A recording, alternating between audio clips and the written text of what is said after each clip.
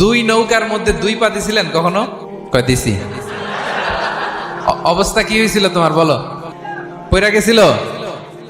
পড়বে। দুই নৌকায় দুই পা দেওয়া যায় না, হয় এই পা এদিকে নিয়ে আসতে হবে না ওদিকে চলে যেতে হবে। দুই পা দিলে এই উল্টায় পড়বে। মুনাফিকের সহজ সংজ্ঞা কি জানেন? ভিতরে লালন করে একটা, অনুভূতি বা ভাবে একটা, কিন্তু মুখ দিয়ে বলে, তার মানে ভেতরে এক বাইরে আরেক, তার নাম দুই মুখো সাপেরা। এদিকে যায় বলে আপনার লগে আছে, আপনি খুব ভালো, ওদিকে যায় বলে আরে না না উনি কি, উনি তো খুব খারাপ মানুষ, আপনি অনেক সবচেয়ে ভালো, আমি আপনার সাথে আছি। এরকম ডাকাইতে আছে না নাই?